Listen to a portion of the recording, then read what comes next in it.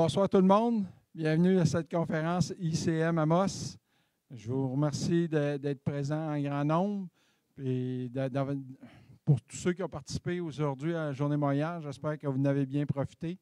Je pense que ça a été une journée vraiment intéressante, puis je dirais même profitable pour tout le monde. Je me présente, Robert Cloutier, je suis le président de la section ICM à Amos. J'aimerais bien vous dire, tous les membres du CA de ICM Amos ont leur polo bleu, mais ils sont venus avec leurs vêtements de travail, donc ils sont non identifiables. Elle était facile, celle-là. Juste pour les gens en ligne, on s'excuse, mais il y a eu un incendie sur le bord de la 117 dans le parc qui a endommagé la ligne Internet. Puis ça se pourrait qu'il y ait des coupures pendant la présentation. D'ailleurs, est-ce qu'il y en a une là ou ça fonctionne? Non, je suis en train de setter ton écran. OK, correct. Ça se pourrait qu'il y ait des coupures. C'est hors de notre contrôle, mais la conférence, elle, est enregistrée, vidéo, audio. Et, il n'y aura pas de coupure sur l'enregistrement. Puis l'enregistrement va être déposé aussi sur la page Facebook d'ICM Amos. Fait que si jamais ça coupe pour ceux qui sont en Zoom et même en Facebook, elle va être en ligne un peu plus tard dans la soirée. On s'excuse du problème, mais on n'a pas vraiment de contrôle là-dessus. Un gros merci à nos commanditaires qui vous ont permis d'avoir un rafraîchissement après avoir passé une journée à parler. C'est vraiment apprécié. Nos partenaires Cocktail, ILEC Industrie, Forage Nordique, MI3 Communication financière, le citoyen de l'Aricana et notre commanditaire majeur Sayona Québec. Merci. Vous avez vu le PowerPoint des commanditaires, en fait, notre tableau d'honneur qui passait juste avant celui-là. Dans les activités comme les conférences qu'on fait là sont gratuites. La façon dont on réussit à faire les activités et à les mettre sur Internet, c'est avec des commanditaires. Dans l'année, il y a 2 fois où on demande des commandites. La première demande, c'est à l'automne pour la saison régulière, ce qu'on a là. Et d'ici probablement la fin de la semaine, vous allez recevoir une autre demande de commandite parce qu'on commence à s'enligner pour les activités de la semaine minière qui va avoir lieu la semaine qui chevauche avril et mai. Je ne me souviens plus des dates exactes. Je pense que c'est lundi le 29 avril, là, mais je ne voudrais pas dire mauvaise date, mais c'est vraiment à chevauche la fin du mois d'avril, début du mois de mai. S'il y a des étudiants à temps plein, 18 ans et plus, indiquez-le sur la feuille de présence parce qu'à la fin de la saison, on fait tirer des bourses de présence pour les étudiants qui participent à nos conférences. Au total, dans l'année, il y a 5 bourses de 1 000 $ pour les étudiants. Il y en a 2 qu'on a fait tirer en décembre. Il y en a 3 autres qui vont venir en juin. Indiquez-le correctement. Assurez-vous que votre adresse courriel est bien lisible. Pour les gens qui participent pour la première fois, à l'entrée, la petite table qui est juste là, il y a une boîte brune. Si vous avez des cartes d'affaires, mettez-la dans la boîte. Souvent, je suis surpris de voir qu'il y a des gens qui écrivent pire que moi.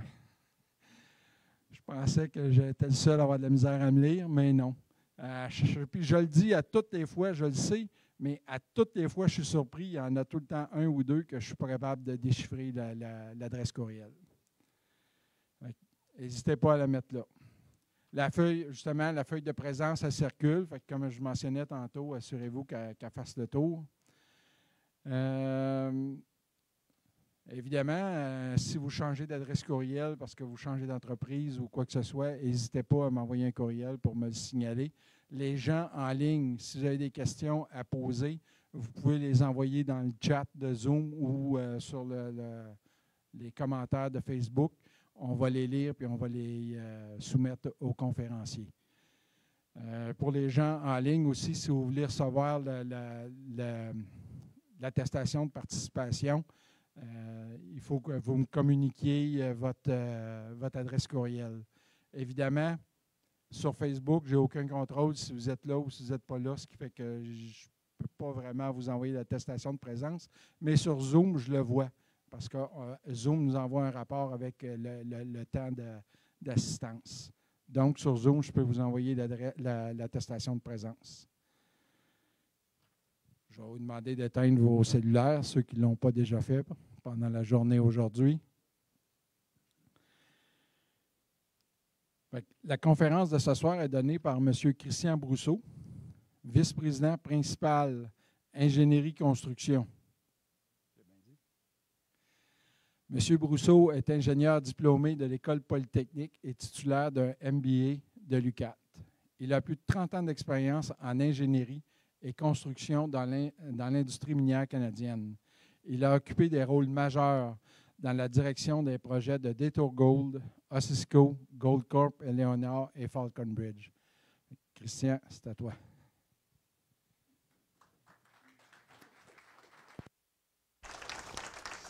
Merci beaucoup.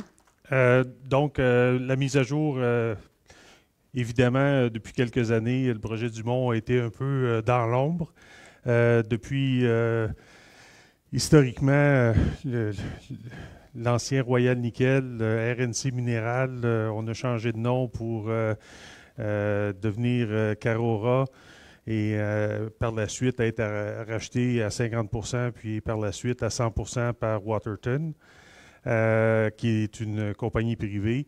À l'époque, après ça, on peut dire qu'il n'y a plus à peu près personne qui a entendu parler du projet Dumont parce que, n'étant pas une compagnie publique, il n'y a pas de... on n'est pas tenu de faire des press releases ou quelque chose pour maintenir le stock. Donc, on a tombé dans l'ombre pendant, je dirais, 4-5 ans, certainement. Ce qui s'est passé... ça, c'est un petit peu l'introduction. Ce que je vais faire maintenant, je vais passer les petites slides de disclaimer pour dire que tout ce que je dis ne peut pas être retenu contre moi. Essentiellement, la nouvelle structure Dumont Nickel, on est détenu maintenant, quand vous allez entendre, c'est Kinterra Capital Corp. Eux autres, c'est toute une structure. L'intention originale, le projet Dumont, là, nous autres, là, on est ici. L'intention originale du projet, de toute cette structure-là, c'est que on voulait, Kinterra voulait, en fait, à l'époque, c'était Waterton, mais voulait pouvoir acquérir d'autres projets, mais ça ne s'est jamais matérialisé. Ça fait que ce qui se passe, c'est comme on a comme un peu un squelette avec une seule branche. Quand on entend, c'est Magneto Investment qui possède 100% du projet Dumont. Fait que ça, c'est vraiment la partie, le projet Dumont ici, l'usine de concentré entre Launay et Villemontel, c'est vraiment le projet Dumont, c'est de ça qu'on va parler. Dans les médias, il y a quelques jours, on a entendu parler aussi de Nyon et de Nivolt. Nivolt, qui est l'usine qui est aussi une branche, une filière de Kinterra, qui va faire la transformation du concentré en MHP, qui est le Mixed Hydroxide, quelque chose, precipitate, qui va le précipiter de nickel et de cobalt, qui est présent dans notre gisement. Donc, eux autres, c'est vraiment une filière à part entière, séparés qui vont pouvoir traiter le concentré de d'autres opérations. Non, c'est pas vraiment juste leur raison de vivre, ce ne sera pas juste le projet Dumont. Ça va être de pouvoir traiter des concentrés de d'autres places. Puis ça, cette partie-là, on est un peu au courant, là, mais on n'en parle pas trop parce que ça, eux autres sont vraiment à l'état de faire les études de faisabilité. Nous autres, notre étude de faisabilité est complétée. Fait que si on voit où ce que ça s'inscrit dans la filière des batteries qu'on a au Québec, où on s'inscrit, nous autres, le projet Dumont, on va produire du nickel et du cobalt. C'est vraiment la mine et le concentrateur. Puis, l'autre partie que je parlais tout à l'heure, Divolt, va être la partie qui va faire le traitement, qui va s'inscrire aussi dans la filière batterie. Donc ça, c'est vraiment comment que la compagnie est structurée, puis comment vous allez voir les nouvelles. Fait que c'est vraiment deux entités différentes. On a eu des questions des journalistes. Est-ce que le traitement secondaire va se faire sur le site de Dumont? On ne le sait pas. Ça fait partie des options. C'est une des options. Ce n'est pas la seule. Ça va dépendre des autres sources, puis qu'est-ce qui est le plus avantageux pour cette unité d'affaires-là. Donc, le projet Dumont, essentiellement, 39 000 tonnes de nickel par année de production qui va être sous forme de concentré. C'est l'équivalent de pouvoir fournir des batteries pour 780 000 voitures et avec une durée de vie de 30 ans. La mine, ça a toujours été un peu la caractéristique phare, c'est une mine à longue durée. On peut bâtir, c'est quelque chose de structurant pour la région. Au niveau de l'acceptabilité sociale, on a vraiment tout ce qui est le BAP, nos ententes avec les Premières Nations. On a déjà toutes ces étapes-là ont déjà été remplies au niveau de notre projet. Donc, le projet est vraiment prêt à faire feu.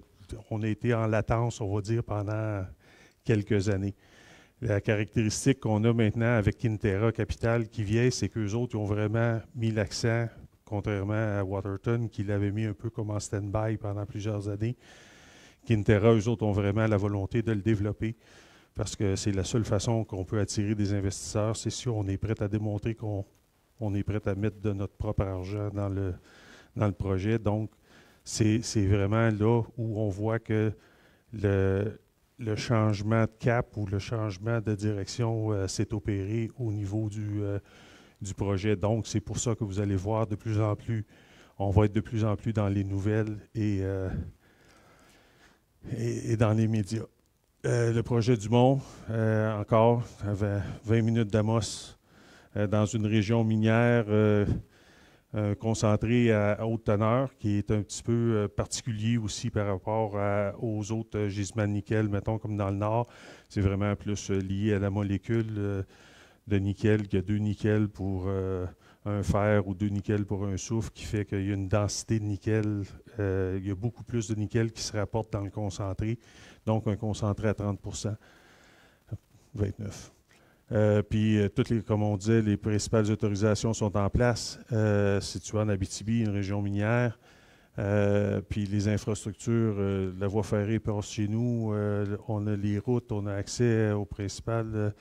La ligne électrique est à 8 km au sud de chez nous. Donc, on est vraiment situé, bien situé. On n'est pas dans le fond du bois, même s'il y a beaucoup de bois, mais pas tant dans le fond du bois que ça. Ça va être un gros site Canadienne-Malartic. Le monde connaît Canadienne-Malartic. On va être aussi gros que ça et à terme plus gros. C'est une mine qui va avoir un concentrateur, des concasseurs, une fosse de plus ou moins 5 km de long par à peu près 1 km de large. Un entreposage de résidus. Une des caractéristiques de nos résidus, c'est qu'ils séquestrent le carbone. On va le voir un petit peu plus tard. Une usine, la première phase, à 52 500 tonnes par jour. Et la deuxième phase, pour 100 000 tonnes, va être un miroir de cette ligne-là. Donc, ce que vous voyez, le petit... OK. Oups, ça c'était... Là, ici, là, ça c'est le SAG-1000. Et il est plus gros que celui des Canadienne-Malartic. Fait que ça vous donne un peu l'idée de l'ampleur de la grosseur de l'usine. Donc, à l'année 7, une deuxième phase de cette usine-là qui va être copiée juste à côté pour passer la production totale à 105 000 tonnes par jour. Une des caractéristiques, comme je disais plus tôt, la séquestration du carbone de nos résidus. On n'est pas générateur d'acide, en fait, on est basique. Le carbonate qui est contenu dans le résidu va attirer le carbone, puis ça fait une réaction, c'est pas le vrai terme, mais de cimentation. Ça fait à peu près la même affaire, ça vient dur, puis ça reste fixe. Donc, essentiellement, ça va aussi compenser pour une partie de nos émissions, autant les haldes à stérile que le parc à résidus. Qu'est-ce qui va être les minerais de basse teneur ont aussi des teneurs en magnésium, qui est essentiellement un peu la même chose que ce que les gens dans le coin d'asbestos veulent faire, reprocesser les résidus d'amiante. Ben c'est exactement, ils veulent fixer le magnésium, les fixer avec le CO2 pour pouvoir séquestrer du carbone. Puis dans le projet, on a aussi une partie des émissions qu'on veut éviter en faisant le trolley, qui est les camions alimentés électriques. Donc, structure de coût avantageux, on sait un projet de cette ampleur-là, le premier gros défi, c'est toujours le capital initial. Cependant, une fois que le capital initial a été ficelé puis a été dépensé, l'opération de la mine à long terme est une opération à faible coût. On va être en bas de la courbe des coûts des hauts et des bas historiques. Hein, c'est une fosse qui a un décapage de 1 pour 1. Si je ne me trompe pas, le Canadien de Malartic, c'est 4 pour 1. Donc, on peut dire que le ratio entre le stérile et le minerai, donc on n'est pas obligé de miner autant pour pouvoir avoir la même production. Encore là, pas d'acide, pas de coût de stockage, situé toujours les mêmes avantages compétitifs qu'on a d'être en Abitibi, une région minière, une région de bâtisseurs. On le sait, j'ai bâti Canadien de Malartic avec les entrepreneurs de la région. On a bâti des Tours Gold avec en grande partie des entrepreneurs de la région. On a plusieurs des projets auxquels j'ai participé, j'ai tout le temps participé avec les entrepreneurs de la région. On a une expertise que je qualifie, que la région est un microclimat. Quand on parle avec les investisseurs de Toronto, les gens ont tout le temps un peu une opinion sur les contrats en EPC, en prix fixe. Ça n'a pas été vraiment le modèle qui a été bénéfique ici en région. On a prouvé qu'on pouvait avoir des projets avec énormément de succès, avec des structures de construction et de management, de gestion de construction qui étaient plus appropriées, plus intimes à la région. Encore là, financement pour le projet, donner priorité aux solutions de financement durable, dette à faible coût. Une des choses qui est particulière avec les négociations qu'on fait en flux, en écoulement de concentré, c'est d'avoir des prix planchers. Donc, des prix planchers, ce qui va protéger l'investissement original, de pouvoir dire que pour la première période de 7 ans, on a un prix plancher, donc le payback va se faire d'une façon garantie.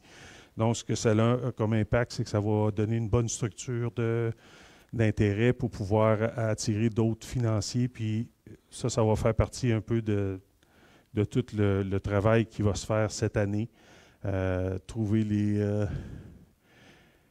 donc, en passant à vitesse supérieure, on est vraiment situé, on va dire, dans le temps et dans l'espace et dans le temps à une place idéale pour pouvoir bâtir cette mine-là.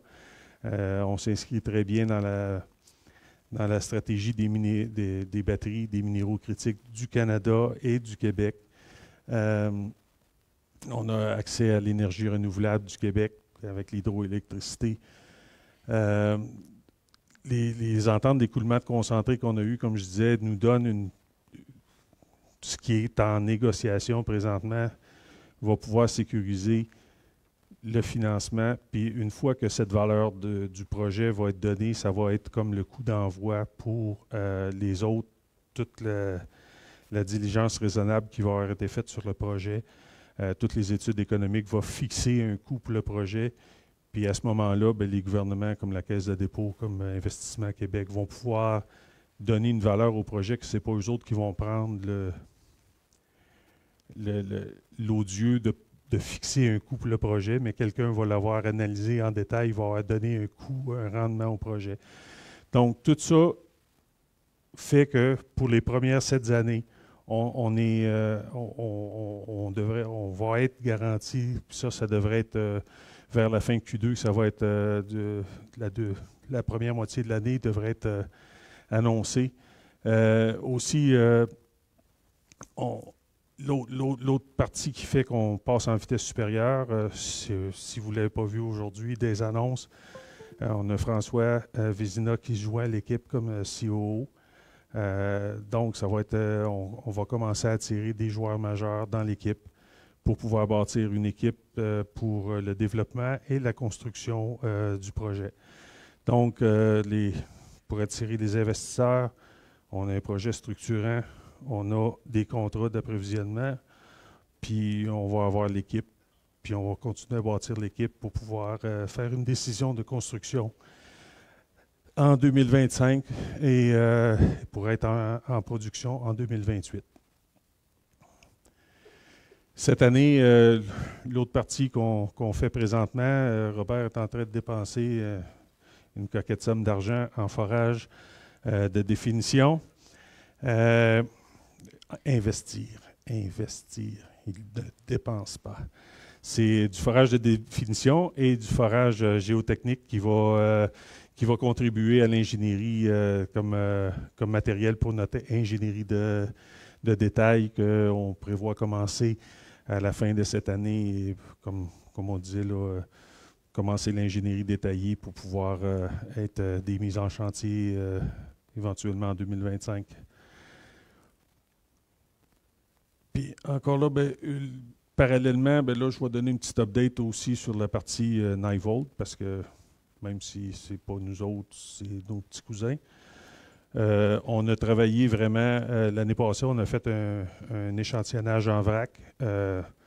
Dumont a fait un échantillonnage en vrac, on a produit du concentré qu'on a envoyé à Nightvolt pour qu'eux autres fassent la filière valorisation. Donc, eux autres, tous les tests, eux autres vont faire un pilotage cette année pour pouvoir avancer leur étude de faisabilité qui vont éventuellement s'arrimer pour pouvoir,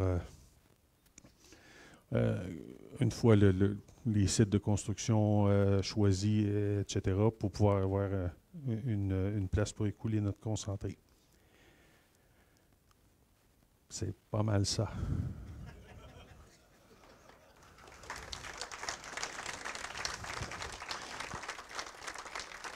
Puis je me doute qu'il y a probablement une ou deux questions. Attendez une petite minute, j'apporte le micro. Bonjour, merci pour cette présentation. Il semble y avoir dans plusieurs projets industriels un enjeu avec l'approvisionnement en électricité, où il y avait fait allusion quelquefois. Vous êtes à proximité, je comprends, mais avez-vous des garanties d'approvisionnement en énergie électrique? On ne fait pas partie du premier bloc. On est en liste pour le deuxième bloc. On a des gens qui travaillent fort pour nous autres. Puis comme on s'inscrit dans la filière batterie et dans la stratégie du Québec, on pense avoir une bonne chance de pouvoir faire valoir notre point. Oui, je vais dire ça comme ça.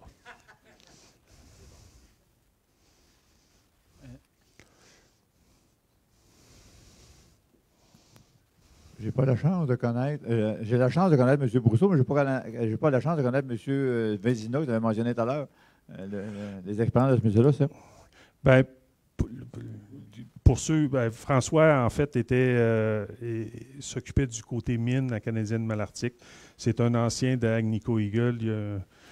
Il a bâti plusieurs mines avec Agnico Eagle, qu'il a démarré la fosse à Canadienne Malartic pendant que moi je bâtissais l'usine Là, il est avec Ossico. En tout cas, il est encore avec Ossico jusqu'à la fin du mois. Il était sur le projet Caribou en Colombie-Britannique, si je ne me trompe pas, aller jusqu'à tout récemment. Donc, il se joint à notre équipe comme directeur des opérations.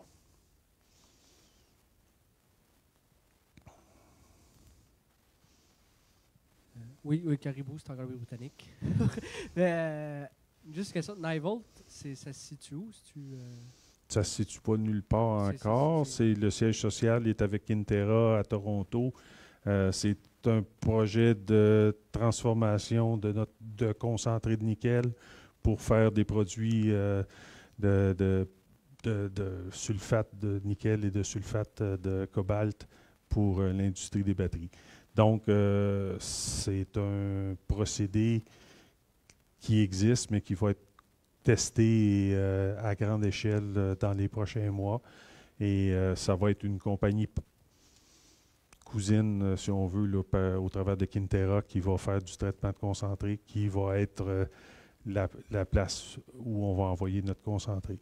L'étude de 2019, on envoyait nos concentrés au grillage et ensuite potentiellement à des fonderies, mais c'est la meilleure façon de rentabiliser le concentré du Dumont, c'est vraiment au travers d'une filière de traitement destinée au marché des batteries.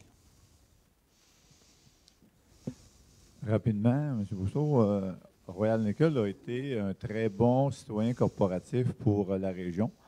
Il y avait une volonté d'encourager les gens de Launay, les gens d'Amos, la couronne, le principe de couronne. Deux choses, pour faire sourire un tout petit peu. Les terrains à Launay sont vraiment moins dispendieux que les terrains de 640 millions qui viennent d'être vendus pour une compagnie dans l'Est. Seconde transformation, tout le monde en rêve. J'imagine que vous allez essayer de nous aider à tirer la couverte de notre bord pour créer, si c'est faisable, parce qu'on sait que les enjeux économiques sont importants là-dedans, mais si jamais il y avait un rêve possible que cette transformation-là se fasse en région, idéalement à Launay, à côté de la mine, ou à Amos, pour garder les emplois chez nous, parce qu'on a mentionné tout à l'heure que c'était pour 30 ans, donc la stabilité économique de notre région serait grandement impactée avec ça. On ne se cachera pas qu'on a des mines d'or, mais on est très chanceux d'avoir plusieurs mines d'or et des bons propriétaires de mines d'or. Mais ça se peut que la réserve finisse par s'écouler à un moment donné. Donc, on mise beaucoup d'espoir sur Dumont Nickel. Merci, Jean-Pierre. Effectivement, écoute, ça fait partie, c'est dans les cartes, mais comme je disais, c'est pas le choix n'est pas arrêté parce qu'il y a d'autres considérations. On n'est probablement pas le seul source de concentré de nickel. Puis le marché, il y a beaucoup d'autres considérations. Fait que c'est les trains qui rentrent, les trains qui sortent. Puis là, ça, c'est pas moi qui est en charge de cette étude de faisabilité-là. Mais oui, la sensibilité à vouloir faire le traitement, elle fait partie des éléments de l'équation. Je peux pas dire que ça en fait pas partie, mais c'est pas une garantie que c'est le seul élément qui va contribuer à la décision finale. Juste un instant, une question en ligne. Pensez-vous mettre à jour les données technico-économiques de la faisabilité de 2019 avec les forages qu'on fait là, actuellement? Je ne pense pas que le plan est de faire de mise à jour. En fait, le fait qu'on est une compagnie privée, on n'est pas tenu aux mêmes critères de disclosure, de divulgation. Donc, c'est pas dans nos buts. C'est vraiment, ça va être quelque chose qui va être discuté avec nos partenaires, on va dire, dans les sites de données privés qu'on va partager avec les gens qui vont investir avec nous. Aller jusqu'au temps où peut-être qu'on redevienne public et peut-être, tout est possible dans la vie. Juste une question par rapport à la pénurie de main-d'œuvre, parce que vous avez une planification. Rapproche, OK. Allô, allô? Donc, vous avez une planification de ce que vous voulez faire, construire et tout ça. C'est sûr que ça va vous prendre des capitaux, puis ça, c'est privé, donc on ne demandera pas la question, mais est-ce que vous avez une planification de la main-d'œuvre? Parce qu'éventuellement, il y a des instances régionales qui pourraient vous aider. Puis moi, je suis sur la fondation de l'UQAT. L'UQAT cherche des partenaires pour l'IRM. Donc, si quelque part, vous avez une planification de ça vous prend tant d'ingénieurs ou tant de mineurs ou tant de personnes, je pense que ça serait important de partager ça avec nos instances régionales aussi. Oui, les données de l'étude de 2019 sont toujours les meilleures données à jour. Peut-être au niveau du calendrier, je n'ai pas vraiment spécifié que Kinterra, vraiment, ça c'est tout ce développement-là s'est passé comme en novembre, décembre l'année passée. Je reviens dans l'équipe. J'étais depuis 2014. Je fais partie du Dumont, mais j'ai fait une escapade en Ontario pendant 4 ans. Puis là, je reviens vraiment à temps plein sur le projet. François joint à l'équipe. On va commencer à bâtir l'équipe. C'est vraiment, ça va faire partie de tout ce développement-là. Puis un coup, le plan qu'on va faire cette année, c'est de remettre ces données-là à jour. C'est de republiciser ou de reprendre contact avec nos intervenants sociaux pour pouvoir vraiment faire cheminer là, tous ces aspects-là, là, main-d'œuvre, logement, construction et compagnie. Bien, vous m'ouvrez la porte parce que je suis le président de la Chambre de commerce. Et je voulais vous dire que votre projet a beaucoup d'ampleur, beaucoup de promesses, beaucoup de potentialités et que si vous avez besoin du milieu pour vous soutenir, on ne mettra pas des milliards, on s'entend là, mais si vous avez besoin du milieu pour vous soutenir, bien, on est là. Puis n'hésitez pas à faire appel au milieu pour collaborer avec vous pour développer ce projet-là qui est très, très prometteur. Merci.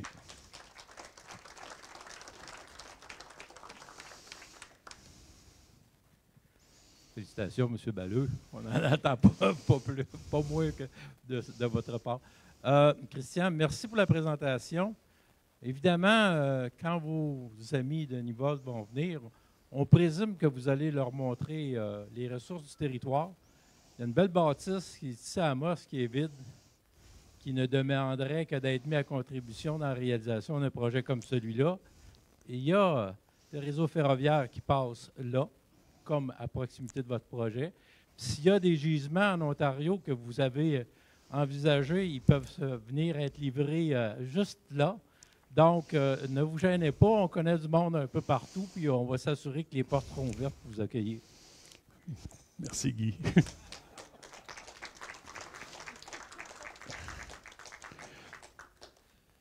D'autres questions ou témoignages?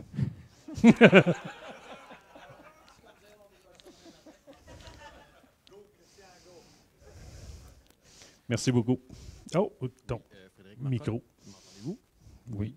Frédéric Marcotte, Avantor, tu as mentionné que votre gisement, la concentration est un petit peu différente de... M'entendez-vous bien? Parfait. Oui, tu as mentionné que la métallurgie du côté de votre concentré était peut-être un petit peu différente de d'autres concentrés lithium. Est-ce que de ce côté-là, au niveau du procédé, ça complique un peu l'accomplissement ou on est encore dans le même procédé habituel? En fait, c'est un... Je m'excuse, je ne veux pas... c'est du nickel. Donc, du nickel, c'est une flotte normale comme à Raglan, comme à... c'est un procédé qui est pas... en fait, c'est un peu la beauté de notre procédé. C'est qu'à part d'être basse teneur, ça prend juste plus dans l'image. Si je reviens à l'image de quelques images, la partie flottation est énorme par rapport à l'usine.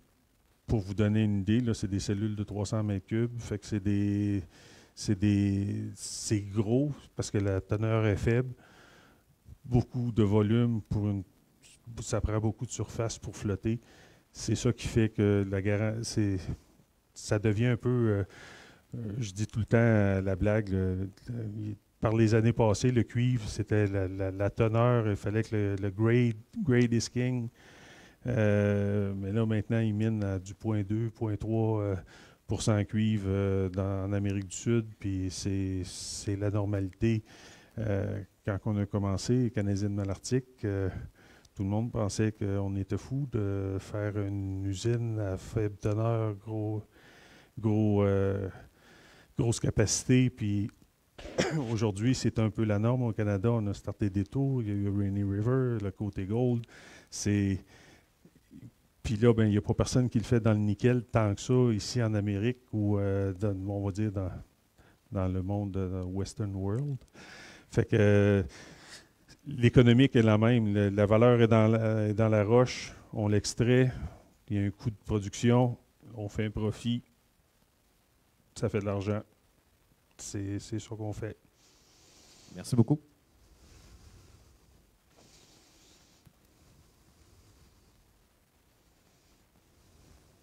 Pas d'autres questions?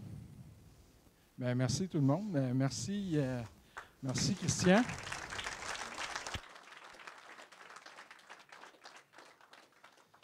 C'est le moment où on remet le cadeau aux conférenciers. On peut commencer par la toile, Amélie. Amélie qui va représenter Marie-Josée de l'ABC de l'art pour remettre la toile.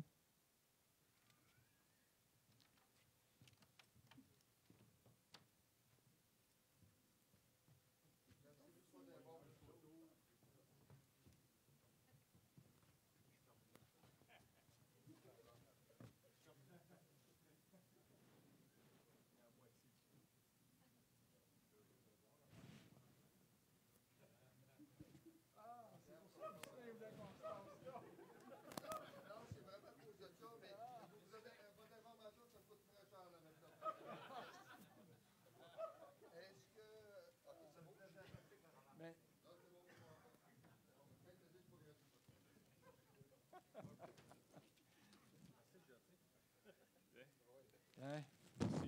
Le nouveau polo. Nouvelle couleur. Ben Je oui. suis pas dans le conseil d'administration. C'est pas grave. C'est un conférencier.